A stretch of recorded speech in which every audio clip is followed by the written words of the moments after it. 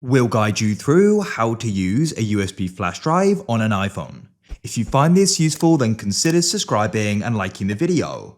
This is really convenient to do because you can go and access USB flash drive on an iPhone, move files on it or to it, and you can also go and put photos on it as well and access them on there as well. So we're going to guide you through what you need to do and know in order to do this. Make sure it's this full guide and don't go and skip anything. Otherwise, you may go and miss an important part. So without any other further ado, let's go and get started. So we need to go and connect this first of all. So this is going to vary depending upon the drive. Some you can go and plug straight into the iPhone. If you're yet to go and get one, I'll go and link some down below you can check out. But if you're using one like me, then we're going to need to go and use an adapter. So the iPhone 15 and newer go and use USB-C ports. They go and have USB-C, older go and use Lightning. So if you've got an older iPhone, you'll need to get a Lightning to USB adapter. If you've got a new one, you can get USB-C to USB adapter. Once again, I'll put some links down below you can check out. So let's go and connect it. So I can put the adapter in, and next I'm going to go and put in the drive. So we've now gone and successfully gone and connected it, as you can see. So first of all, I'll guide you through how you can now go and access the drive. So what you want to do is go and swipe across, and you need to go and find the Files app. You can always go and drag down and go and search for it. Now we need to go and close out of here, and we can go and press Browse in the bottom right. Now you come into Locations.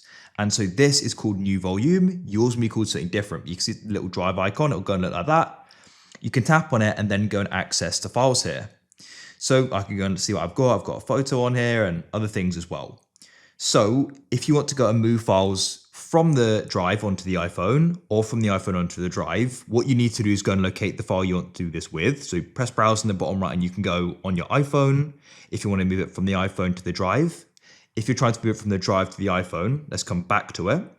Press the three dots in the top right and you can go and press Select. And you can go and select the ones you want to do it with. So what we can do is go and copy it and then move it onto the iPhone. So you can press the three dots in the top right and press Select.